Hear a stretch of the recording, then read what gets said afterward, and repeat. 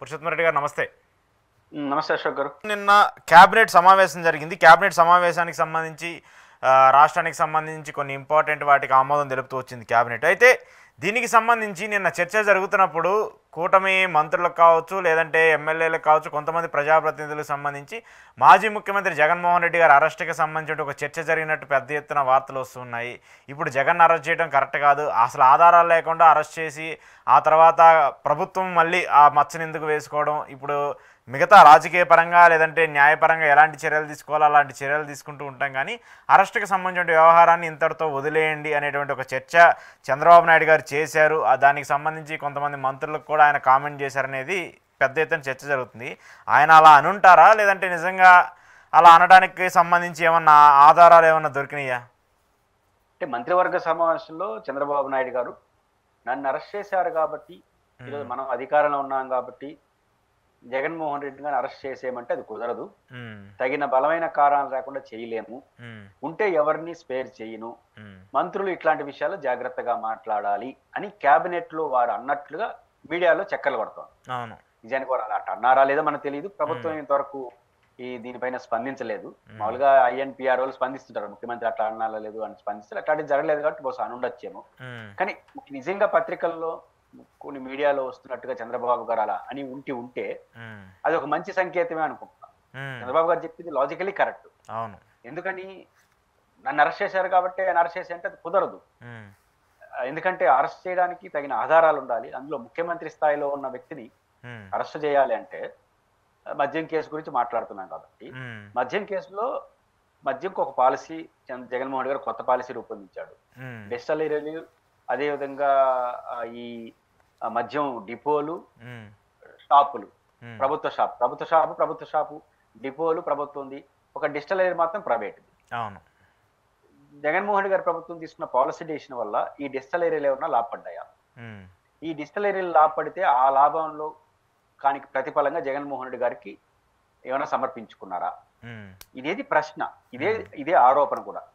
ఇది జరగాలంటే ఫస్ట్ జగన్మోహన్ రెడ్డి గారు తీసుకున్న పాలసీ డెసిషన్ డిస్టిలరీకి ఏమైనా ఆయాచితంగా ఉపయోగపడిందా? నాకు తెలిసి ఏం ఉపయోగపడలేదు. పాలసీ డెసిషన్ ఏంటి? వాళ్ళు ఉత్పత్తి చేస్తారు, డిపోలు కొంటాయి, ప్రభుత్వ షాపులు అమ్ముతాయి. ఇక్కడ వాళ్ళు లాభపడేదానికి అదనంగా పైపచ్చి నష్టపోయి ఉంటారు లాభపడేదానికి డిస్టిలరీలు. కాబట్టి దాని గురించి ఆ పాలసీకి దానికి ఏం సంబంధం లేదు. అయితే ఎక్కడొస్తుంది? ఒకవేళ అయినా అనధికారికంగా ఏమైనా చేసినారు అనుకుంటే ఆ డిస్టిలరీ నుంచి ఏమైనా జగన్మోహన్ రెడ్డి గారికి అందినాయా అనేది పత్రికల్లో చేసిన ఆరోపణలాగా, ప్రతిపక్షంలో చేసిన ఆరోపణలాగా చేసేవచ్చా? చట్టం చెప్పేస్తుందా? రేపు ఏదైనా టెక్నికల్ ఎవిడెన్స్ చూపించాలి. కానీ ఆ టెక్నికల్ ఎవిడెన్స్ లేకుండా మనం మాట్లాడితే కుదరదు. ఇప్పుడు కొంతమంది విశ్లేషకులుగా ఉండే పెద్ద మనుషులు ఏం మాట్లాడుతున్నారంటే, ప్రతిపక్షంలో ఉన్నప్పుడు అన్ని మాట్లాడిన చంద్రబాబు నాయుడు గారు ఈరోజు అట్లా మాట్లాడతాడా అని. మీకు గుర్తుంటే వైఎస్ జగన్మోహన్ రెడ్డి గారి నాయకత్వంలో ప్రతిపక్షం 14 నుంచి 19 వరకు చంద్రబాబు గారి మీద ఎన్ని ఆరోపణలు చేసింది, ఎన్ని కోట్ల రూపాయలు అప్పు చేసింది. కానీ చంద్రబాబు గారిని ఏ కేసులో ఎప్పుడు అరెస్ట్ చేసినారు? స్కిల్ డెవలప్మెంట్ కేసులో ఇంకో 3 నెలల ఎలక్షన్ అరెస్ట్ చేసినారు. అంటే 4.5 సంవత్సరం పట్టింది ఆయన్ని అరెస్ట్ చేయడానికి. అంటే పాయింట్ ఏంటంటే ఆరోపణలు చాలా చేశారుగా వైసీపీ వాళ్ళు. మరి ఆరోపణలు చేశారు, అధికారం వచ్చిన వాడిని వేసి ఈయన వేసి అంటే అది కుదరదు. కాబట్టి చట్టం ముందు అరెస్ట్. చంద్రబాబు గారు కూడా స్కిల్ డెవలప్మెంట్ కేసులో కంపెనీ ఏదైతే ఉందో వాళ్ళు 90% ఉచితంగా డబ్బులు ఇస్తారని, 10% రాష్ట్ర ప్రభుత్వం మ్యాచింగ్ గ్రాంట్ అని అవగాహన చేసుకొని ఆ ఊరు పేలేని కంపెనీ, అది దాంట్లో కంపెనీకి సంబంధించిన రిప్రజెంటేటివ్ ఆ కంపెనీకి సంబంధించిన వాళ్ళు చెప్పడం, అసలు వాళ్ళు ₹1 ఇవ్వకుండా 10% రాష్ట్ర ప్రభుత్వం డైరెక్ట్ గా డబ్బులు ఇచ్చేయడం, ఇమ్మని ముఖ్యమంత్రి చెప్పినట్టుగా వాంగ్మూలం ఇవ్వడం, ఇన్ని కారణాలతో చంద్రబాబు నాయుడు గారిని అరెస్ట్ చేయగలిగినారు. అయినా కూడా చంద్రబాబు నాయుడు గారిని దాంట్లో ఫిక్స్ చేయాలంటే మళ్ళీ ఆయన డబ్బులు ఇచ్చినట్టు చెప్పడానికి ఆధారం లేదు. ఇంత జరిగి ఇంత వ్యయ ప్రయాసాలు చేసుకుంటాయి. అంటే ఒక ముఖ్యమంత్రి స్థాయిలో ఉన్న వ్యక్తిని అరెస్ట్ చేయాలంటే ఇన్ని తతంగాలు ఉంటాయి. అంటే ఇవేమి లేకుండా ఏసేసి ఏంటంటే అది కుదరదు. అదే చంద్రబాబు గారు ఎగ్జాక్ట్లీ చెప్పారు. కాబట్టి ఖచ్చితంగా నిజంగా ఆ వార్తలు నిజమై, అదే మంత్రులు పద్ధతిగా ఉండంటే నిజమే. మీరు మంత్రి ఈ రోజు పెద్దిరెడ్డి అరెస్ట్ అవుతాడు, రేపు రోజు అరెస్ట్ అవుతుంది, ఎల్లుండి జగన్ అరెస్ట్ అయిపోతాడు. ఈ రోజు మంత్రులు అదే కదా మాట్లాడుతున్నారు. చెప్పుకూడదు రెడీగా ఉండు, డిబేట్ లో అదే మాట్లాడు పెట్టినప్పుడు ఏమవుతుంది? ఎవరు అడుగుతారు రోజు అంటున్నాం ఆయన ఏం అరెస్ట్ చేయలేకపోతున్నాం అని చెడ్డ పేరు వస్తుంది. అంటే వన్స్ మీరు చెప్పేసిన తర్వాత అరెస్ట్ అయితే ఇంకా విచారణ ఏముంది? ఇప్పుడు జగన్మోహన్ ఇప్పుడు స్కిల్ డెవలప్మెంట్ కేసులో చంద్రబాబు నాయుడు గారు అరెస్ట్ చేసే రోజు వరకు, ఉదయం వరకు చంద్రబాబు అనే పర్సనాలిటీని అరెస్ట్ చేస్తారనే విషయం ఎవరికి తెలియదు, ప్రచారం కూడా లేదు. అప్పుడే ఏమనుకున్నారు ప్రజలు, ఇది కక్ష సాధింపు అనుకున్నారు. ఇది చివరిలో విచారణ జరిగి చివరిలో అరెస్ట్ చేస్తే. కానీ ఇక్కడ ఏంటారు, గెలిచిన రోజు నుంచి Jagan guarantee arrest, Jagan guarantee రోజు అదే తారక మంత్రం. అంటే మీరు ముందే చెప్తున్నారు కాబట్టి ఇంకా దానికోసం విచారణ చేస్తున్నారు అనుకుంటారు, ఇంకా ఎక్కువ చెడ్డపేరు వస్తుంది. కాబట్టి వీటన్నింటిని దృష్టిలో పెట్టుకుని మంత్రులు ఎలా పడితే ఎలా మాట్లాడితే ప్రభుత్వానికి నష్టం అని చెప్పి ఉద్దేశం చంద్రబాబు గారు మాట్లాడి ఉండొచ్చు. అయితే దీని ఆధారం చేసుకుని ఇంకా అరెస్ట్ చేసే అవకాశం లేదా? నేనైతే దీని ఆధారం చేసుకుని కాదు, కానీ కేసును స్టడీ చేసినంత మేరకు జగన్ అరెస్ట్ చేయడం సాధ్యం కాదు. ఒకవేళ ఏమైనా సరే అరెస్ట్ చేయాల్సిందే అనుకుంటే విచారించడానికి ఏ ఆధారం అవసరం లే, అనుమానంతో విచారించవచ్చు. మాకు వాళ్ళు చెప్పినారు వీళ్ళు చెప్పినారు కొన్ని రోజులు జైల్లో పెట్టాలని పెట్టచ్చు. ఎట్లయినా సరే మేము పెడతామండి, అవన్నీ కుదరదండి, వస్తే బెయిల్ మీద వస్తాలనుకుంటే 60 రోజులు లేదా 90 రోజులు బయట వస్తాడు. ఈ 3 నెలలు పెట్టడం ద్వారా మీరు ఏమి సిగ్నల్స్ ఇస్తారు, ఎంత బదనామం అవుతారు? అయినా సరే మేము చేస్తామంటే దాన్ని మనం ఏం చేయలేం, అరెస్ట్ కూడా చేయొచ్చు. కానీ కామన్ సెన్స్ తో ఆలోచిస్తే కేసును స్టడీ చేస్తే ఆయన అరెస్ట్ చేయడానికి స్కోప్ లేదు. ఇప్పుడు చంద్రబాబు గారు కూడా కేబినెట్ లో అంటున్నారని వార్తలు వస్తున్న నేపథ్యంలో కానీ మరింత ఫిక్స్ చేసుకోవచ్చు, జగన్ ఈ కేసులో అసలు అరెస్ట్ చేయడం కుదరదు, చేయరని అనుకుంటున్నాను. అయినా మేము చేసేయాలనుకుంటే చెయ్యొచ్చు. చంద్రబాబు నాయుడు గారికి తెలుసు కదా ఇలాంటి పరిణామాలు ఎలా ఉంటాయి, రాజకీయంగా అవి ఎంత ఇంపాక్ట్ చేస్తాయి అనేది ఒక సీనియర్ పొలిటీషియన్గా ఉన్నటువంటి వ్యక్తికి తెలియకుండా ఉంటుందా? ఆయన ఒక విధంగా గతంలో చాలాసార్లు రాజశేఖర రెడ్డి గారి సమయం నుంచి అంతకుముందు ఉన్నటువంటి అందరు ముఖ్యమంత్రులు చూసుకుంటూ వచ్చారు, ఆరోపణలు చాలా వచ్చాయి. కానీ లాస్ట్ టైం జగన్మోహన్ రెడ్డి గారు చేసింది ఏంటంటే అరెస్ట్ అనేటువంటి ఒక అంశం తప్పితే మిగతా అన్నీ కూడా రాజకీయంగా ఆయన చాలా సీరియస్గా ఎప్పుడు ఏ స్టెప్ తీసుకోవాలో ఆయన చాలా క్లారిటీతో ఉంటారు కదా. బేసిక్ గా అశోక్ గారు మొన్న చంద్రబాబు గారు అరెస్ట్ చేసిన దాని కారణంగా జగన్ ఓడిపోలా, కానీ ఏం ఫలితం వచ్చిందంటే ప్రతి తెలుగుదేశం కార్యకర్త ఇంతకు మించి మనకి ఏం జరుగుతుంది సావోరేవో తేల్చుకుందాం దిగేసినారు. చంద్రబాబు గారిని వన్స్ అరెస్ట్ చేసిన తర్వాత కుటుంబ సభ్యులు భువనేశ్వర్ గారు బయటకు రావడం, బ్రాహ్మణి గారు బయటకు రావడంతో మన బాస్ ని అరెస్ట్ చేసిన తర్వాత ఇంత మించి ఏం జరుగుతుంది సావోరేవో, ఇది ఇంకా మనం కానీ ఈ ఎన్నికల్లో గెలవకపోతే ఇంకా మనం మూసుకొస్తుంది రాజకీయాల్లో సంగతి తేల్చేద్దామని ప్రాణాన్ని తెగించి నిలబడేశారు ఎలక్షన్ లో. చంద్రబాబు గారు అరెస్ట్ దారి తీసింది. పవన్ కళ్యాణ్ తో పొత్తు ఉంటుందా లేదా అనేసి పొత్తు దారి తీసింది. అంటే భయం వచ్చే ఐక్యత దారి తీసేసింది. రేపు జగన్ గారు అరెస్ట్ చేసినప్పుడు అదే జరుగుతుంది. కార్యకర్తలు మీరు వాడిని అరెస్ట్ చేస్తాం వీడిని అరెస్ట్ చేస్తాం అని రెడ్ బుక్ అని పేరు పెట్టిన కానీ ఈ ఐక్యత వచ్చి నిన్న ధర్నా 1 year కే 5 ఏళ్ళు చేయాల్సిన ప్రోగ్రామ్ చేసినారు. రేపు జగన్ అరెస్ట్ చేస్తే ఇంకా మనం దాడోపేడ తెలుసుకోకపోతే కుదరదని మళ్ళీ వాళ్ళు యాక్టివ్ గారా? ఖచ్చితంగా 4 ఏళ్ల ముందు యాక్టివ్ అయితే వాళ్ళకి నష్టమే కదా. కాబట్టి చంద్రబాబు గారికి ఈ అవగాహన ఉంటుంది, పొలిటీషియన్స్ ఎవరికైనా ఉంటుంది. కానీ కొన్ని సందర్భాలు అధికారం అనేది కొంచెం కళ్ళు కప్పేస్తుంది. అంటే చంద్రబాబు నాయుడు గారు నిన్న కామెంట్ చేశారని వార్తలు వస్తున్నాయంటే ఆయన ప్రాక్టికల్ గా ఉన్నాడని అర్థం. లేదు చేయాల్సిందే ఒకసారి ఇగోకు పోయిన అనుకో చెయ్యొచ్చు, ఇగోకు పోతే చెయ్యొచ్చు. లేదు ప్రాక్టికల్ గా ఆలోచించేటంటే ఎటువంటి పరిస్థితుల్లో ఈ కేసులో జగన్మోహన్ రెడ్డిని అరెస్ట్ చేయడం కానీ విచారించడం సాధ్యం కాదని అనుకుంటున్నాను. జగన్కి సంబంధించి నిన్న వైసీపీ వెన్నుపోటు దినంగా ప్రకటిస్తూ వచ్చింది. దీనికి సంబంధించి నియోజకవర్గాలన్నింటిలో కూడా ఒక విజయవంతంగానే వాళ్ళు ఒక స్టెప్ వేశారు అనుకోవచ్చా? నిన్న ఎపిసోడ్ చూసినప్పుడు మీకు ఎలా అనిపించింది? అంటే బేసిక్గా నిన్న ఫలితాలు విడుదలైన రోజు అంటే 2024 సార్వత్రిక ఎన్నికల్లో ఫలితాల్లో వైఎస్ఆర్ కాంగ్రెస్ పార్టీ భారీ ఓటమిని చెవి చూడడం, తెలుగుదేశం పార్టీ భారీ విజయాన్ని నమోదు చేసుకోవడం జరిగిన రోజు. సహజంగా దీనికి ఎప్పుడు కూడా మొదటి సంవత్సరం కాబట్టి అధికారంలో ఉండేవాళ్ళు ఒక జుబ్లీట్ మోడ్ లో ఈ కార్యక్రమాన్ని చేసుకుంటారు, పెద్ద విజయాన్ని సాధించారు కాబట్టి. విపక్షంలో ఉండేవాళ్ళు కొంచెం ఒక రకమైన మౌన వ్రతం పాటిస్తారు. అందుకు భిన్నంగా నిన్న అధికారంలో ఉండే వాళ్ళ కన్నా విపక్షం చాలా యాక్టివ్ అయింది.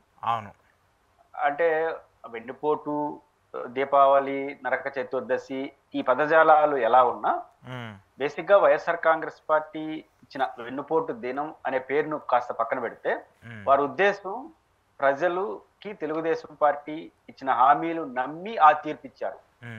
అంటే ఏదైతే సూపర్ 6 కావచ్చు, ఎన్నికల హామీలు ఏదైతే చంద్రబాబు నాయుడు గారు అంటే కూటమి ఇచ్చిందో దాన్ని నమ్మి ఇచ్చిన ఫలితం మోసపోయారు. ఇది వాళ్ళ మౌలికమైన అంశం. అంటే ఇచ్చిన హామీలు అమలు చేయలేదు కాబట్టి ఆ హామీలు జగన్ గారి కన్నా ఎక్కువ చేస్తారు అని ఆశపడి ఒక రకంగా జగన్మోహన్ రెడ్డి గారు చెప్పారు కదా ఎన్నికల్లో ఇది సాధ్యం కాదు అని చెప్పినా చంద్రబాబు గారు నమ్మి ఇచ్చారు కాబట్టి మోసపోయినారు. ఆ రకంగా చంద్రబాబు నాయుడు గారు ఓటర్లు ఎన్నుకోటు పొడిచారనేది వైసీపీ యొక్క కాన్సెప్ట్.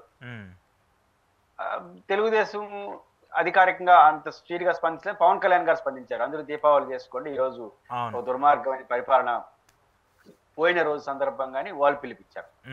ఈ రెండిట్లో ప్రజలు ఎట్లా రిసీవ్ చేసుకున్నారు వాటిని పరిశీలిస్తే ఆ, మొదటి సంవత్సరం పూర్తయిన నేపథ్యంలో తెలుగుదేశం పార్టీ అంత డిఫెన్స్ లో పడాల్సిన అవసరం అయితే సహజంగా అయితే లేదు. ఓకే. ఎందుకంటే ఈ 1 year కాలంలో భారీ ఎత్తున ప్రజలపైన భారాలు అయితే ఏం మోపలేదు. అంటే విద్యుత్ ఛార్జీలు పెంపుదల మినహాయించి మిగిలిన పెద్ద ఎత్తున భారాలు, అంటే ఎన్నికల హామీలు అమలు చేయకపోవడం వేరు, భారాలు మోపడం వేరు. ఎన్నికల హామీలు అమలు చేయకపోవడంతోనే బదనామయ్యే ప్రభుత్వాలు ఎప్పుడు ఉండవు. ఫస్ట్ టైం కొంత బదనాం అవుతుంది తెలుగుదేశం పార్టీ, ఒత్తిడికి గురవుతోంది. ఓకే. కారణం ఏంటంటే 2 అంశాలు. ఒకటి, జగన్మోహన్ రెడ్డి గారు ఎన్నికల మేనిఫెస్టోకి చాలా టాప్ ప్రయారిటీ ఇచ్చాడు. ఆయన ప్రమాణ స్వీకారం చేసిన రోజు నుంచి ఎన్నికల క్యాంపెయిన్ వరకు ఆ మేనిఫెస్టో పట్టుకొని తిరిగినాడు. ఇది నా మేనిఫెస్టో, ఇది నా మేనిఫెస్టో, ఇది నవరత్నం, నేను చేశాను. ఏ స్థాయికి వెళ్ళాడంటే, తను పరిపాలన ముఖ్యమంత్రి కార్యాలయం సెక్రటేరియట్ ఏ బ్లాక్ ఉంటుందో ఆయన పోయే రోడ్ అంతా నవరత్నాలు ఫోటోలు ఉంటాయి. అంటే ఛాంబర్, అంటే నేను గుర్తుండాలి అంటే ఆయన ఒక ఏం ఇంప్రెషన్ ఇచ్చాడంటే, రాష్ట్రంలో ఎన్నికల మేనిఫెస్టో ప్రతి అంశం నాకు గుర్తుండాలి, ప్రజలు ఎప్పుడు కూడా పార్టీ ఆడతారు, మీరు ఎన్నికల్లో ఇచ్చిన హామీలు ఏమైనాయా అని. అందుకు భిన్నంగా జగన్మోహన్ రెడ్డి గారు, మేము ఎన్నికల్లో మీకు ఇచ్చిన హామీ ఇది అమలైందా లేదా అని ప్రతిరోజు ఎమ్మెల్యేలని పార్టీ లీడర్లు గడప గడప పంపించినాడు. ఆ రకంగా ఎన్నికల మేనిఫెస్టోకి ఒక టాప్ ప్రయారిటీ ఇచ్చినాడు. వారి పరిపాలనతో ఎవరికి భిన్నాభిప్రాయాలు ఉన్నా ఎన్నికల మేనిఫెస్టోను అమలు చేయడంలో జగన్మోహన్ రెడ్డి గారు శతశుద్ధితో ప్రయత్నం చేసినాడు అనే ఇంప్రెషన్ అయితే, అభిప్రాయం అయితే ప్రజలకు వ్యక్తమైంది. ఇప్పుడు తెలుగుదేశం పార్టీ సీన్ కట్ చేస్తే అలా ఉందా? 2, జగన్మోహన్ రెడ్డి గారు తెలుగుదేశం పార్టీ ఇచ్చిన హామీలు అమలు కాదని చాలా స్పష్టంగా ఎన్నికల ముందు చెప్పాడు. అమలు మీకు తెలియదు, అమలవుతుంది, చేసి చూపిస్తామని చంద్రబాబు గారు చెప్పారు. దీని మధ్య కూడా ఘర్షణ జరిగింది. సిద్ధం సభలంతా ఇదే కదా, జగన్మోహన్ రెడ్డి గారు లక్షలాది మందిని సమీకరించి చంద్రబాబు నాయుడు గారు ఈ హామీలు ఇస్తున్నాడు, ఇది ఆచరణలో సాధ్యం కాదు అంటూ చెప్పుకొచ్చాడు. ఇప్పుడు చంద్రబాబు గారు ఏమంటున్నారు, అమలు చేయకపోవడానికి జగన్ కారణం అని వేస్తున్నారు. ఎన్నికల ముందు కట్టి ఇంత సింపుల్ గా దీన్ని కొట్టేస్తే కుదరదు. ఎందుకంటే జగన్ అమలు చేశాడు, చంద్రబాబు గారు ఇచ్చిన హామీలు అమలు సాధ్యం కాదని చెప్పినాడు. 50,000 నుంచి 60,000 కోట్ల పైన సంక్షేమానికి పెట్టలేము అని చెప్పాడు. వాళ్ళేమో 1,60,000 కోట్లు హామీలు ఇచ్చేసినారు. అది కూడా 14 లక్షల కోట్లు అప్పు ఉందని తెలిసి, వాళ్ళు నమ్మి, తెలిసి కాదు వాళ్ళు నమ్మి ఇచ్చారు. కానీ అందుకు ఉల్టానే కదా, 10 లక్షల లోపు కోట్లే అప్పు ఉందని మీరే చెప్తున్నారు, మరి ఎందుకు అమలు చేయకూడదు? కాబట్టి జగన్ గారు ఇచ్చిన మేనిఫెస్టో అమలు, జగన్ గారు ఇచ్చినటువంటి డెసిషన్స్ ఇవన్నీ కూడా ప్రజల్లో చర్చ నడిచింది. ఏమో చంద్రబాబు గారు చేస్తామేమో చూద్దామని ప్రజలు వాళ్ళు ఓట్లు వేసినారు. ఇప్పుడు తెలుగుదేశం పార్టీ అధికారంకి వచ్చిన ఈ రోజు నుంచి యాజ్ పర్ నౌ రిజల్ట్స్ కూడా మనం చూస్తే 1 year పూర్తయింది. ఓకే, పెన్షన్స్ అమలు చేశారు. మిగతా 2 కీలకమైనవి జగన్ గారు అమలు చేస్తున్న పథకాలు, ఉదాహరణకు రైతు భరోసా కావచ్చు, తల్లికి వందనం అమలు కాలేదు. ఇంకా ఆడబిడ్డ నిధి, తర్వాత నిరుద్యోగ భృతి, ఆర్టీసీ బస్ ప్రయాణం, ఇంకా బోల్డెన్ ఉన్నాయి, ఒక 20-25 ఉన్నాయి చిన్న చిన్న వ్యక్తిగలు. ఇవన్నీ కూడా అమలు కాలేదు. అయితే కొత్త పథకాన్ని అమలు చేయడానికి ప్రభుత్వం టైం తీసుకుంటే అర్థం చేసుకోవచ్చు. కానీ ఎగ్జిస్టింగ్ లో ఉన్న పథకాన్ని ఎందుకు అమలు చేయలేకపోయినారు? ఇది ప్రజలు ఆశించలేరు. ఎందుకంటే తల్లికి వందనం, రైతు భరోసా అనేది ఎగ్జిస్టింగ్ ప్రోగ్రామ్, కంటిన్యూ ప్రోగ్రామ్. ఇప్పుడు అదే ఎగ్జిస్ట్ లో ఉన్నటువంటి పెన్షన్స్ అమలు చేశారుగా, మొదటి నెలలో అమలు చేశారు కదా. జూలై 1వ తేదీని 4,000 పెంచి విత్ అరియర్స్ తో 8,000 రూపాయలు ఇచ్చేశారు కదా ప్రజలకి. మరి దాన్ని ఇచ్చినట్టు దీని ఎందుకు ఇవ్వలేదు అనే క్వశ్చన్ వస్తుంది. కాబట్టి ఇవ్వలేకపోయారు, ఇంకొత్త దాని గురించి ఏమి ఇస్తారు, ఉండదేకపోతే. కాబట్టి ప్రజల్లో ఒక అవిశ్వాసం ఏర్పడింది. రెండోది, లబ్ధి పొందినారు. పర్సనల్ గా రైతు భరోసా కేంద్ర ప్రభుత్వం ఇస్తుంది, మీరు ఇట్లేదు. మీరేమో కేంద్రంతో సంబంధం లేకుండా 20,000 రూపాయలు ఒకేసారి ఇచ్చేస్తా ఉన్నారు. ఇవ్వకపోగా వాళ్ళు వాటా కూడా ఇవ్వలేదు, జగన్ గారు ఇచ్చినంత కూడా ఇవ్వలేదు. తల్లికి వందనం ఎంతమంది పిల్లలంతా జగన్ ఇచ్చిన ఒక పిల్లగా అడిగలేదు. నేరుగా కనిపిస్తున్నాయి కాబట్టి ప్రజల్లో ఆ కోపం ఉంది. దాన్ని జగన్మోహన్ రెడ్డి అడ్రస్ చేసినాడు. అడ్రస్ చేయడం వల్ల దీనికి సమాధానం ప్రభుత్వం దగ్గర లేదు. ఎంతసేపైనా ఏమంటారు, మేము ఎన్నికల్లో జగన్ ఓడిస్తే ప్రజలు దాన్ని ఎన్నిపోటు అంటాడేంటి, ఇట్లా మాట్లాడేస్తారు. దట్టు ఎంత బలహీనమైన అప్రోచ్ లో ఉన్నారంటే, పవన్ కళ్యాణ్ గారు దీపావళి అన్నారు. సరే ఓకే, వాళ్ళు ఎన్నిపోటు అన్నప్పుడు మీరు దీపావళి అంటారు, సంతోషమే. పాయింట్ ఏంటంటే మీ పార్టీ తప్ప పక్క పార్టీ కూడా రాలేదే. అట్లీస్ట్ కనీసం మినిమం సెలబ్రేషన్స్ కూడా చేసుకునే పరిస్థితిలో లేదు నిన్న. మరి ఎందుకో అది అర్థం కాలేదు. ఏ స్థాయిలో జరిపారు అన్నది నాకు తెలియదు. అంటే రాష్ట్ర వ్యాప్తంగా మీరు జర్నలిస్ట్ కాబట్టి మీకు తెలుసు, తిరుపతి వరకు జనసేన వాళ్ళు తప్ప ఎవరు పాల్గొనలేదు. ఆ పాయింట్ అది. ఎంతమంది పాల్గొన్నారు, ఎంత బాగా పాల్గొన్నారు పక్కన పెడతారు. 3 పార్టీల కూటమి కదా. దీపావళి చేసుకునే పవన్ కళ్యాణ్ గారు అంటే ఆవిడ పార్టీ వాళ్ళు తప్ప ఈ రెండు పార్టీ వాళ్ళు జాయిన్ కూడా కాదు అవును. తిరుపతిలో. మిగతా రాష్ట్రం అంతా ఎక్కడ జరిగిందో నాకు తెలియదు. అంటే దీన్ని బట్టి వాళ్ళు పిలుపుకే ఉత్సాహంగా చూపలేకపోయినారు కదా. చాలా మంది ఎమ్మెల్యేలు వాళ్ళ గెలుపుని ప్రకటించుకున్నారు, ఈ రోజు నేను గెలిచిన రోజు నేను గెలిచిన రోజు అని. కానీ పవన్ కళ్యాణ్ ఇచ్చిన పిలుపు మాత్రం అందిపించుకోలేదు. రెండో విషయం నేను బాగా గమనించింది, ఇది వైఎస్ఆర్ కాంగ్రెస్ పార్టీ అధికార ఓడిపోయిన తర్వాత 4వ ప్రోగ్రాం. అవును. మిగిలిన 3 ప్రోగ్రాముల పట్ల పోలీసులు వ్యవహరించిన తిరిగి ఈ ప్రోగ్రాం పట్ల పోలీసులు వ్యవహరించి చాలా క్వైట్ తేడా ఉంది. అవును. 3 ప్రోగ్రాములకి హౌస్ అరెస్ట్ లేకపోతే అరెస్ట్ లో షరతుల్లో ఉన్నాయి. కానీ ఈ ప్రోగ్రామ్ కి ఒక్క పోలీసు కూడా ఇబ్బంది పెట్టలేదు, చాలా ప్రశాంతంగా జరిగింది. వెన్నుపోటు అనే పదం వాడినా కూడా పట్టించుకోలేదు. ర్యాలీలు చేసుకున్నారు. లిమిటెడ్ పేపర్లో ఒక 50 మందినో 100 మందినో ఆర్డీఓ కార్యాలయాలకు పోయి రిప్రజెంట్ చేస్తామన్నారు. నాకు తెలిసి ఇప్పటివరకు కేసులు కూడా పెడతారని చూడాలి. 30 యాక్ట్ ఉల్లంఘించారు. అంటే ప్రభుత్వం కూడా ఈ యాటిట్యూడ్ తో ఉండిందంటే ఏదో ప్రజల నుంచి కోపం ఉంది, ఇప్పుడు అని అంచి వేస్తే అది మళ్ళీ ఎఫెక్ట్ అవుద్ది. అంటే ఇవన్నీ చూసినప్పుడు వైఎస్ఆర్ కాంగ్రెస్ పార్టీ ఇచ్చిన వెన్నుపోటు అనే పేరును పక్కన పెడితే ఎన్నికల హామీలు అమలు చేయలేని నిలదీత కార్యక్రమం మాత్రం ఖచ్చితంగా సక్సెస్ అనే చెప్పాలి. ఓకే ఓకే సరే, ఇంతవరకు సరే వైసీపీ ప్రయత్నించిందా దానికి సంబంధించి ఏంటి అనేది మనం చూసాము. కానీ నిన్న వచ్చినటువంటి రెస్పాన్స్ ఒక విధంగా క్యాడర్ కావచ్చు, వైసీపీ పార్టీకి సంబంధించి ఇప్పుడు జరుగుతున్నటువంటి కూటమి పెడుతున్నటువంటి కేసులు, ఈ పరిణామాలను చూస్తే క్యాడర్ అంతా బయటికి ఏమొస్తారు, కార్యకర్తలు బయటికి ఏమొస్తారు, దీని మీద ఏం పోరాడతారు అనేటువంటి ఒక చర్చ జరిగింది. కానీ నిన్న జరిగినటువంటి ఆ కార్యక్రమాలు ఎక్కడ చూసుకున్నా కూడా ప్రతి నియోజకవర్గంలో కూడా ఇంకా వైసీపీ పార్టీకి సంబంధించిన ఆ స్ట్రెంగ్త్ని, ఆ పవర్ని చూపించే ప్రయత్నం అయితే నిన్న జరిగినట్టు మనకు కనిపిస్తూ ఉంది కదా. ఏడాదిలోనే అంటే నెగిటివ్గా ఉంటుంది, ఇప్పుడు ఎందుకు వెళ్ళి మళ్ళీ బయటకు వచ్చి ఇబ్బందులు పడే అవసరం అనేటువంటి అనుకునే వాళ్ళందరూ కూడా అలాంటి భయం లేకుండా బయటకు వచ్చి డైరెక్ట్గా పార్టీ కోసమో లేదంటే పార్టీకి సంబంధించిన వ్యవహారాల కోసమో మాట్లాడేటువంటి సిచ్యువేషన్ నిన్న మనం చూసాం అన్ని నియోజకవర్గాల్లో కూడా. దీనికి 2-3 కారణాలు. ఒకటి తెలుగుదేశం పార్టీ వ్యవహార శైలి. ఎందుకంటానంటే ఓడిపోయిన పార్టీ కొన్ని రోజులు భయంగా ఉంటుంది. ఓడిపోయినాం, ఇంకా 5 ఏళ్ళు ఉంది, ఏమో మనం అనవసరంగా ముందుకెళ్తే ఏమన్నా పోలీసులు అరెస్ట్ చేస్తారేమో, కేసులు పెడతారేమో, ఈ భయం అనేది ప్రతి ఒక్కరికి ఉంటుంది. ఆ భయం అట్లే పిడికిలు బిగించుకుంటే ఏమో ఆ పిడికిలు ఏముందని మీరు భయపడతారు. ఇప్పి చూపి చేసినట్టు దాంట్లో ఏముండదు. కాబట్టి ఈ భయం అట్లానే ఉంటే నేను కంట్రోల్లో ఉంటాను. వైసీపీలో ఉన్న శ్రేణులైనా ఏ పార్టీ అయినా ఓడిపోయిన మొదటి 2 సంవత్సరాలు కొంచెం గందరగోళంగా ఉంటారు. మనకి ఎందుకు ఇంకా 5 ఏళ్ళు ఉంది కదా, కేసులు పెడతారేమో చూద్దామని. వీళ్ళు రావడం వాడిని కొడతా, వీడిని కొడతా, ఈయన వేస్తా, వాడిని వేస్తాను, వేసింది తక్కువైనా ఏ చెప్పింది ఎక్కువ. కేసులు పెట్టింది, అరెస్టులు చేసింది 10 మంది అయితే వీళ్ళేదో 1000 మందిని చేసేసినారన్నంత ఇంప్రెషన్ కల్పించారు. వైసీపీ వాళ్ళు కల్పించింది. వీళ్ళు టీవీ డిబేట్లు పెట్టుకొని, యూట్యూబ్ ఛానల్లో పెట్టుకొని వాడిని కొట్టేస్తారు, వీడిని కొట్టేస్తారు, కొట్టకపోతే వాడిని ఎందుకు కొట్టలేదు, కొట్టేస్తే వాడిని కొట్టడం కరెక్ట్, ఈ పని కాదు, మీడియా చేసిన పని కాదు, ఈ పనులన్నీ చేసి పెట్టారు. దాంతో ఏమైంది, ఒక భయంతో స్టార్ట్ అయింది. ఫస్ట్ వైసీపీలో భయంతో స్టార్ట్ ఏంది, మన పరిస్థితి కొట్టేస్తున్నారే అని.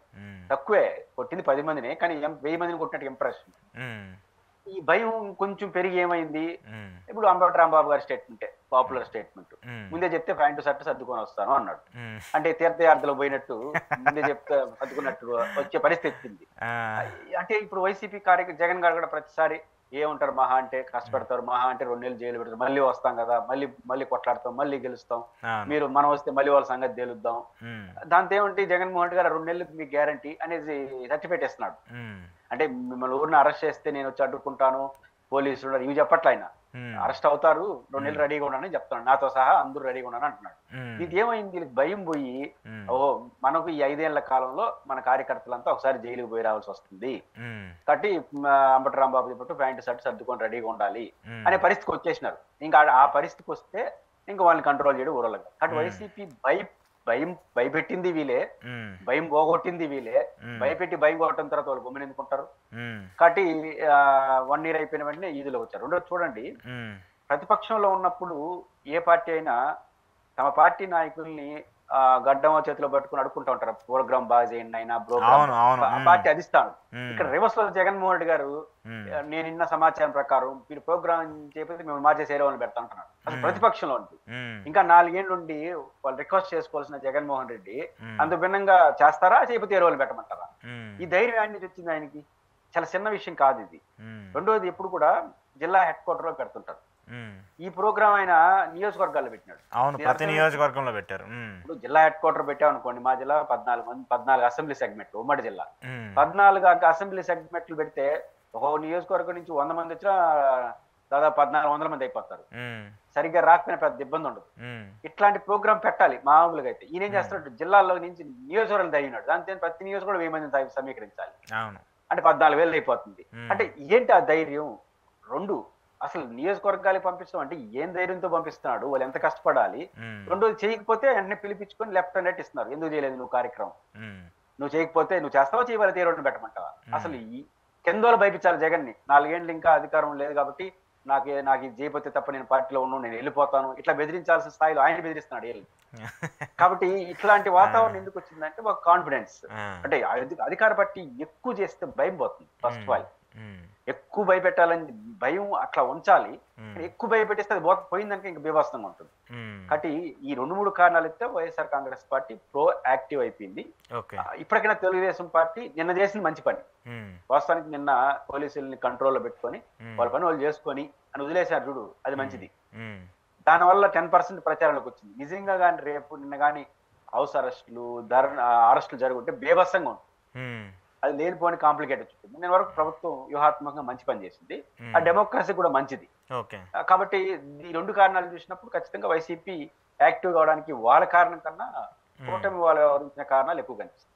ఓకే, సరే, పోలీసులకు సంబంధించిన వ్యవహారం వచ్చింది కాబట్టి నిన్న అంబటి రాంబాబు గారికి సంబంధించిన ఒక ఇష్యూ ఇప్పుడు పెద్ద ఎత్తున సంచలనంగా మారుతుంది. ఆయన ఒక పోలీస్ సిఐతో ఆయన గొడవ పడ్డారని చెప్పేసి కొన్ని మీడియా ఛానల్స్, లేదంటే సిఐఏ కావాలని చెప్పేసి ఒక మాజీ మంత్రిని పట్టుకొని ఇష్టం వచ్చినట్టు మాట్లాడారని చెప్పేసి వీళ్ళు కామెంట్స్ ఎవరికి వాళ్ళు ఇష్టం వచ్చినట్టు చెప్తున్నారు. కానీ అక్కడ జరిగినటువంటి తీరు చూస్తుంటే కొంతమంది పోలీసులకు సంబంధించిన తీరు ఒక మాజీ మంత్రులకు సంబంధించో లేదంటే జిల్లా అధ్యక్షులకు సంబంధించో మినిమం ఒక కర్టసీనో లేదంటే ఏదో ఒకటి ఇవ్వాల్సిన బాధ్యత ఉంటుంది, ఎందుకంటే వాళ్ళు కూడా ఒక ప్రజాప్రతినిధులుగా ఉన్నటువంటి వ్యక్తులు కాబట్టి. సో ఈ తీరుని ఎలా చూడాలి? పోలీసుల వ్యవహారం గత కొంతకాలంగా చాలా పెద్ద ఎత్తున చర్చ జరుగుతుంది. ప్రధానంగా అధికార పార్టీలో ఉన్న వాళ్ళు చెప్తుంటే ఇలా చేస్తున్నారని చెప్పేసి వైసీపీ వాళ్ళు ఆరోపించడం, ఇవన్నీ చూస్తున్నప్పుడు పోలీసులు మధ్యలో నలిగిపోతున్నారనుకోవచ్చా, లేదంటే కావాలని చెప్పేసి వాళ్ళు ఇలాంటి ప్రవర్తన చేస్తున్నారనుకోవాలా? అంటే ఈ మధ్య అంటే ఆయన వైసీపీలో సర్కిల్ ఇన్స్పెక్టర్గా ఉండి ఎంపీ అయ్యాడు కదా మాధవ్ గారు, అందరూ మాధవలు అయిపోవాలనుకుంటున్నారని తెలియదు. అంటే ఆయన కూడా అప్పుడు దేశ దివాకర్ రెడ్డి బస్తీ వేసిన దీన్ని కట్ చేస్తే ఎంపీ కంటే ఎంపీ అయిపోయినాడు. అట్లా అందులో అవుతున్నారని నాకు తెలియదు, అది చాలా ప్రమాదం. కొన్ని సందర్భాల్లో సక్సెస్ అవుతుంది. ఇప్పుడు 2-3 ఘటనలు అనంతపురం జిల్లాలో జగన్మోహన్ రెడ్డి గారు పట్టిన సందర్భంగా ఒక ఎస్ఐనో సిఐనో నేను బట్టలు వేసుకుని ఎందుకంటే జగన్ ని తిడతా పోస్ట్ పెట్టడం, 2 నిన్న రాంబాబు గారితో వాద ప్రతివాదాలు, మొన్న తెనాలిలో గొడవలు, ఇవన్నీ చూసినప్పుడు ఒకటి ఫస్ట్ పాయింట్ లేటెస్ట్ గా రాంబాబు గారి విషయంలో రాంబాబు గారిది తప్పు లేదా పోలీసులది ఎస్సీఐ గారిది తప్పు అని నేను అన్నాను. ఇద్దరు కూడా నువ్వేం చేస్తావు అంటే నేను కూడా నువ్వేం చేస్తాను అంటావు. మీరు జర్నలిస్ట్ కావచ్చు, నేను అనలిస్ట్ కావచ్చు. నేను జర్నలిస్ట్ ఎక్కువ అని నేను అన్నాను అనుకోండి, ఇది చేయగలిగింది ఏమి లేదు. మీరేం అనలిస్ట్ అంటే పెద్ద ఎక్కువ అని మీరు అన్నారు అనుకోండి, ఇంక దీనికి పారామీటర్స్ ఏమున్నాయి? ఒకరినొకరు గౌరవించుకుంటే మీరు జర్నలిస్ట్ గా నేను గౌరవిస్తా, అనలిస్ట్ గా మీరు గౌరవిస్తారు. అట్లే రాంబాబు గారు మంత్రిగా వారు గౌరవిస్తే సిఐగా ఆయన గౌరవిస్తారు. ఇద్దరు దాన్ని వైలేట్ అయినారు అనుకోండి, ఇద్దరికి గౌరవం పోతుంది. అయితే పాయింట్ ఏంటంటే నేను జరిగిన దాంట్లో తప్పు ఒప్పు జోలికి నేను వెళ్ళడం. జనరల్ గా రాజకీయ పార్టీలు ఒక పెద్ద కార్యక్రమం పిలిపించినప్పుడు వేలాది మంది ప్రజలతో పోతారు. దాని నాయకత్వం వహించే పార్టీ పెద్దలుగా ఉండేవాళ్ళు కొంచెం ఫెరోషస్ గా మేము చేయాల్సిందే అంటే, మామూలుగా పోలీసులు 30 యాక్ట్ ఉంది, 10 మంది పోవాలి, ర్యాలీ వద్దు ఇవి చెప్తా ఉంటారు. కానీ వీళ్ళు ఫెరోషస్ గా దూరతా ఉంటారు. నువ్వు దూరినప్పుడు నేను అడ్డుకునే హక్కు లేదా అంటే అడ్డుకునే హక్కు ఉంది. కానీ సాధారణంగా పోలీసులు ఏం చేస్తారంటే కొన్ని సమయాలను పాటిస్తారు. వీళ్ళు రాజకీయ పార్టీ వాళ్ళు కొంచెం ఫెరోసెస్ గా ఉన్నారు, మాస్తో ఉన్నారు, ఇప్పుడు వాళ్ళు జోలికి పోవాల్సిన అవసరం లేదు, కొంచెం సమయంగా చూసి చూడనట్టుగా వ్యవహరించడం, ఒకవేళ మరీ ఉల్లంఘన జరిగితే కేసులు పెట్టడం, అరెస్టులు చేయడం, ఇట్లాంటి చర్యలే పోలీసులు సాధారణంగా చేయాలి. చేయకపోతుంటే నువ్వు అన్నప్పుడు నేను అన్నగా లేదా అనుకున్న తర్వాత ఇంకేడికైనా దారితీస్తుంది. నేనంటుంది ఏంటంటే ఇప్పుడు సిఐ గారు అంబటి రాంబాబు గారు నువ్వెంత అన్నాడు, అనొచ్చా సిఐని? ఒక పొలిటీషియన్ ఎంత మాత్రాన అనకూడదు. కాబట్టి నేను కూడా నిన్నే నువ్వెంత అన్నావు, బానే ఉంది. రేపు మళ్ళీ ఆయన మంత్రి అవుతాడు, లేకపోతే వైసీపీ అధికారంకి వస్తుందో, అదే సిఐ గారు నువ్వెంత అనగలడా? అనొచ్చు, తప్పులేదు. అధికారంలో ఉన్నంత మాత్రాన మంత్రి వచ్చి నువ్వెంత అంటే వినాల్సిన అవసరమే లేదు. గౌరవమే. మంత్రి వచ్చి ముఖ్యమంత్రి వచ్చి నువ్వెంత అన్నా అనుకో, అది వినడానికి అవసరం లేదు. ఏం సార్ అట్లా ముఖ్యమంత్రి అంటే అనే హక్కు ఆయనకు ఉంది అంటారా అంటున్నాను. ఆ పాయింట్ ఏంటంటే ఈ రోజు అధికారంలో లేని రాంబాబు గారితో ఎట్లా వ్యవహరించారో సదర సిఐ, రేపు కూడా అట్లా వ్యవహరించగలరా? పవర్ పోతే చేయలేరు కదా, చెయ్యరు కదా. కాబట్టి పొలిటీషియన్స్ ఎవరో అదుపు తప్పితే మీకు కొన్ని అవకాశాలు ఉన్నాయి. ఫస్ట్ పాయింట్, ఎవరో అదుపు తప్పకూడదు, నెంబర్ 1. కానీ ఒక పొలిటికల్ యాక్టివిటీ జరుగుతున్నప్పుడు కొంత ఫెరోసస్ గా ఉన్నప్పుడు పోలీస్ యంత్రాంగం కొంచెం సూచిస్తూ ఉన్నట్టు జాగ్రత్తగా సంయమనంగా, వాళ్ళు ఏదో ప్రజలతో ఉన్నారు, మాస్తో ఉన్నారు, కొంచెం ఆవేశంగా ఉంటారు, కొంచెం ఇది రోజు తప్పదు కదా. రాంబాబు గారికి అయితే ఒక ప్రోగ్రామ్, ఇది పోలీసులకు రోజు సమస్య కదా. అంటే వాళ్ళకి దీంట్లో కొంచెం సిద్ధపడాలి. పడి ఒకవేళ వాళ్ళు హద్దులు దాటి ప్రవర్తిస్తుంటే వాళ్ళతో ఆర్గ్యుమెంట్ అనవసరం, సింపుల్ గా కేసు పెట్టేయడమే. మరీ హద్దులు దాటి ఏమంటే అరెస్ట్ చేసి లోపలేయడం. మీకు అధికారం ఉంది కదా, కేసు పెట్టే అధికారం ఉంది, అరెస్ట్ చేసే అధికారం ఉంది, జైలుకి పంపించే ఈ అధికారాలు రాంబాబు గారికి లేవు. మిమ్మల్ని నువ్వెంత అనగలడు, లేకపోతే మళ్ళీ మేము వస్తే నీ సంగతి తెలుస్తాను అనగలడు తప్ప అంతమించి ఆయన ఏం చేయలేరు. కానీ మీరు అరెస్ట్ చేయగలరు, కేసులు పెట్టగలరు. ఈ వెపన్ మీ చేతిలో ఉంది కాబట్టి కొంచెం తగ్గి, సో ఆయన ఎక్కువ మాట్లాడుకో, మీరు ఎక్కువ మాట్లాడద్దని, మీ పని మీరు చేసుకోండి అనేసి వదిలేసి మళ్ళీ కేసు పెట్టండి. ఆ రకంగా బైఫర్కేషన్ చేసుకోవాల్సిన బాధ్యత పోలీస్ యంత్రాంగానికి. అందుకు భిన్నంగా నువ్వెంత అంటే సరే ఓకే, ఈ రోజు నువ్వెంత అన్నావు, రేపు ఆయన ఏమంటాడు, నువ్వేమంటావు, ఎదురు తెలుసుకోవాలి. అది వేరే సమస్యలు దారితీసి పోలీసులు మంచిది కాదు. కానీ ప్రభుత్వానికి చెడ్డ పేరు వస్తుంది. ఈ ప్రభుత్వం వల్ల ఆయనదేమో సీఏ గారిది ఏం బాదు. అట్లా ఇప్పుడు చిరాల ఘటనకు సంబంధించి ఎవరో ఎందుకు ఏబి వెంకటేశ్వరరావు గారు స్పందించారు, ఖండించారు, తప్పు పట్టాడు. ఆయన ఇంకొక మాట అన్నారు, ఎవరు పోలీస్ ఆఫీసరే దానికి కరెక్ట్ గా జవాబు చెప్పగలడు అనే దానికి ఏబి గారు పర్ఫెక్ట్లీ కరెక్ట్ అయ్యాడు. మీ పని చేయడం చేత కాకపోతే ఇంట్లో కూర్చోండి అన్నాడు. అంటే తప్పు చేసిన వాళ్ళని శిక్షించడం చేత కాకపోతే ఇంట్లో కూర్చోమన్నాడు ఆయన భాషలో. అది పర్ఫెక్ట్. ఇంతవరకు జగన్ గారు ఎవరు మాట్లాడినా అంత పర్ఫెక్ట్ వాడు, వాళ్ళు అదే పర్ఫెక్ట్ వాడు. చట్టం ఉంది, ఒక తప్పులు చేసిన వాళ్ళ నేరాన్ని శిక్షించడానికి 100 మార్గాలు మన చేతిలో పెట్టుకొని ఈదులో పెట్టి కొడతారా, వీడియో రిలీజ్ చేస్తారా, మీకు బుర్ర లేకపోతే ఇంట్లో పోయి కూర్చోండి అన్నాడు ఉద్యోగం వదిలేసి. అవును, అంటే అది పర్ఫెక్ట్లీ పోలీస్ భాష లో, పోలీస్ రైట్ లో కరెక్ట్. ఏబి వెంకటేశ్వర గారు పోలీస్ ఆఫీసర్ కూడా కరెక్ట్ గా రియాక్ట్ అయినాడు. బస్ ఆయనే డీజీపీగా ఉంటే ఎలా సస్పెండ్ చేస్తుంటాడు. ఎందుకంటే కరెక్ట్ కదా. ఇప్పుడు వ్యవస్థకి ఇచ్చారు, ప్రభుత్వం ఎంత డిఫెన్స్ లో పడతా ఉంది. వాళ్ళేం కొట్టేసి వీడియో రిలీజ్ చేసేసారు, వాళ్ళేం ఉద్యోగం పోతుందో వాళ్ళ ఉద్యోగాలు వాళ్ళకు ఉంటాయి, తర్వాత సస్పెండ్ అయితే మళ్ళీ రివోక్ అవుతారు, ఏదో జరుగుతుంది. కానీ ప్రభుత్వానికి ఎంత చెడ్డ పేరు, వ్యవస్థకి ఎంత రాంగ్ సిగ్నల్ బాగా వెంకటేశ్వరరావులో కనపడింది. కాబట్టి వెంకటేశ్వరరావు గారిని దృష్టిలో పెట్టుకుంటే ఎప్పుడైనా ప్రభుత్వం వెంకటేశ్వరరావు గారి లాగా స్పందించాలి చీరాల కేసులో. ఏదైనప్పటికీ కూడా ఇవన్నీ చూసినప్పుడు ప్రభుత్వానికి చాలా చెడ్డ పేరు వస్తుంది. పోలీసులు సంయమనాన్ని పాటించాలి. సంయమనానికి భిన్నంగా రాజకీయ నాయకులు వ్యవహరిస్తే మీ పరిధిలో ఉన్న చట్టం ప్రకారం చర్య తీసుకోవాలి తప్ప వాళ్ళు నువ్వు అంటే నేను నువ్వెంత అనుకుంటే అన్నెసరీ కాంప్లికేటెడ్కి వచ్చే అవకాశాలు ఉంటాయి. అంటే కానీ ఇక్కడ సరే ఎందుకు వ్యవస్థలు ఎలా పనిచేస్తున్నాయి ఏంటో కూడా అది మనం చూస్తూ ఉన్నాం.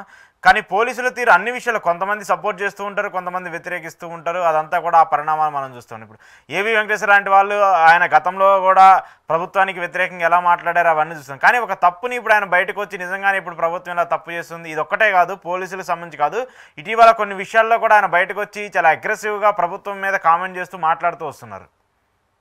అంటే ఏబి వెంకటేశ్వరరావు గారు విషయాల్లో భిన్నాభిప్రాయాలు ఎవరికి ఎంతున్నా, నిన్న విషయంలో ఆయన అప్రోప్రియేట్ కామెంట్ చేశాడు. అది పోలీస్ వ్యవస్థకి మంచిదే, ప్రభుత్వానికి ఇంకా మంచిది. అలా ఆయన ఇచ్చినట్టు ఏబి వెంకటేశ్వరరావు గారి మాట కానీ హోంమంత్రి అనుంటే ఆంధ్రప్రదేశ్ మొత్తం హర్షాదులేత లెక్క చేస్తుంటాయి. ఇట్లా నేను అంగీకరించి తమాషాలు ఆడుతున్నారంటే ఇంకో రకంగా ఉండేది, వారు అందుకు భిన్నంగా స్పందించారు.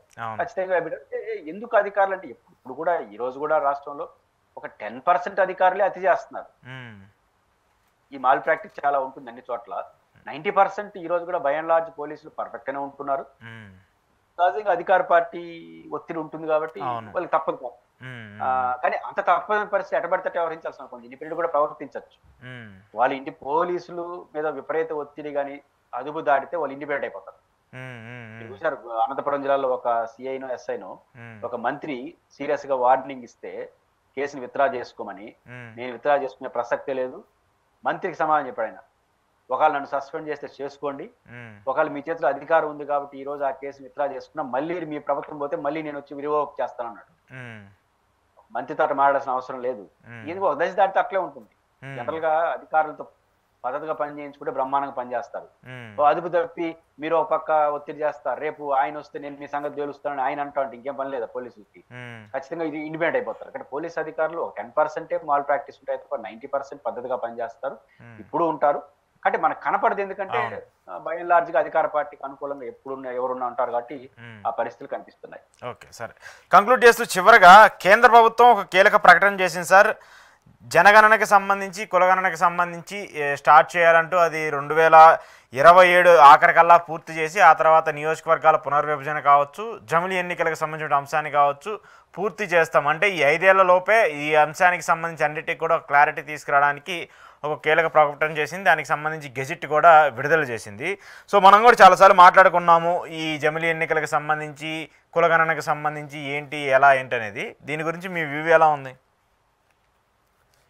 అంటే కులగణన చాలా అవసరం. ఎందుకంటే రేపు రిజర్వేషన్స్ సంబంధించి కానీ చాలా అంశాలు ఉన్నప్పుడు కులగణన చేయడం ద్వారా క్యాస్ట్ వైడ్గా డెసిషన్ తీసుకోవడం ఉపయోగపడుతుంది. అందరూ కోరుతున్నారు కులగణన శాస్త్రీయంగా చేయాలి, దాన్ని ఆహ్వానించదగ్గ పరిణామం. అయితే దేశంలో జరుగుతున్న 3 చర్చలు: కులగణన, నియోజకవర్గాల పునర్వ్యవస్థీకరణ, జమిలీ ఎలక్షన్స్. నియోజకవర్గాల పునర్వ్యవస్థీకరణ కూడా ఎట్లా రిజర్వేషన్స్ నిర్ణయిస్తారు కదా, మార్పులు చేపలు. ఇప్పుడు కరెక్ట్ గా ఇప్పుడు ఎస్సీ రిజర్వేషన్స్ ఉంటాయి. ఎస్సీ రిజర్వేషన్స్ ఉన్న లోక్సభ నియోజకవర్గాల్లో టాప్ 1, 2, 3, 4 15% ఎంత ఉండదు అంత ఇస్తారు. ఈ కులగణన పర్ఫెక్ట్ చేశారు అనుకోండి, కరెక్ట్ గా ఏ నియోజకవర్గానికి ఎస్సీకి వేయాలి, ఏ ఎస్టీ ఉండాలి తెలుస్తుంది. కాబట్టి పునర్వ్యవస్థీకరణకు ముందే కులగణన చేసే అవకాశం కనిపిస్తుంది. అది మంచిది కూడా. 2, కులగణన చేసి తర్వాత నియోజకవర్గ పునర్వ్యవస్థీకరణ జరిగితే 2 కానీ కంటిన్యూగా స్టార్ట్ అయితే మాత్రం బహుశా జమిలీ ఎన్నికలు ఎర్లీగా జరిగే అవకాశాలు ఉండవు. ఎందుకంటే ఇన్ని ప్రాసెస్ పూర్తి చేసి అవన్నీ చేయాలని టైం పడుతుంది. ఇది ఒకవేళ కులగణన చేసేసి పునర్వ్యవస్థీకరణ వాటి జోలికి వెళ్ళకుండా డైరెక్ట్ గా ఆపినారనుకోండి, అప్పుడు జమిలీ ఎన్నికలు గ్యారెంటీ అనుకోవచ్చు. కాబట్టి ఏం జరుగుతుందని చూడాలి. ఈ 3 యాంగిల్ చూసినప్పుడు కులగణన, నియోజకవర్గాల పునర్వ్యవస్థీకరణ పూర్తి స్థాయిలో కానీ దిగినారంటే బహుశా ఎలక్షన్స్ సాధారణ ఎన్నికలు కానీ జరుగుతాయి. అందుకు భిన్నంగా కొన్ని ఏదైనా మార్పు కులగణన చేసేసి నియోజకవర్గ పునర్వ్యవస్థ చేయబోతే జమిలీకి పోయే అవకాశాలు ఉన్నాయి. కానీ జమిలీని తక్కువ అంచనా వేయలేము. ఎందుకంటే దేశవ్యాప్తంగా జమిలీ యొక్క అవసరాన్ని బీజేపీ నొక్కి చెప్తాం. చాలా టైం ఉండగా నొక్కి చెప్తున్నారంటే ఒకటి. రెండోది, నరేంద్ర మోడీ గారి వయసు కూడా 75 ఏళ్ళు దాటి ఉండకూడదనే సిద్ధం ఉంటుంది. కాబట్టి ఇవన్నీ నరేంద్ర మోడీ గారిని ఎలక్షన్ కు ముందు మార్చేసి, నరేంద్ర మోడీ గారికి ఒక ఇమేజ్ ఉంది. ఇప్పుడు అమిత్ షా గారిను ఇంకొకరినో పెడితే ఈయన ఇమేజ్ ని క్యారీ చేయలేదు. అప్పుడు ఈ డస్టర్బ్ అవుతుంది. కాబట్టి నరేంద్ర మోడీ గారి ఎండ్ పాయింట్ నే తీసుకొని ఆ 27కి ఏదో పూర్తవుతుంది. 27 సంవత్సరాలకి ఈ 75కి దాని లింక్ ఉంది. కాబట్టి నరేంద్ర మోడీ గారి ఎండ్ పాయింట్ తీసుకొని కొత్త ప్రధానమంత్రి తర్వాత పెడతామని చెప్పి పేరుతో వెళ్తే దట్ ఈస్ డిఫరెంట్ ఇష్యూ. ఈ 2-3 కారణాలు అయితే జమిలీకి అవకాశాలు ఉన్నాయి. లేకుండా కులగణన, నియోజకవర్గ పునర్వ్యవస్థ జరిగితే జమిలీ ఎన్నికలు వాయిదా పడే అవకాశాలు కూడా కనిపిస్తుంది. ఓకే రైట్, చూద్దాం సార్ దీనికి సంబంధించి పరిణామాలు ఎలా ఉంటాయి. Thank you sir, thank you very much. ఇది పురుషోత్తం రెడ్డి గారితో ఈరోజు స్పెషల్ ఇంటర్వ్యూ. చూస్తూనే ఉండండి.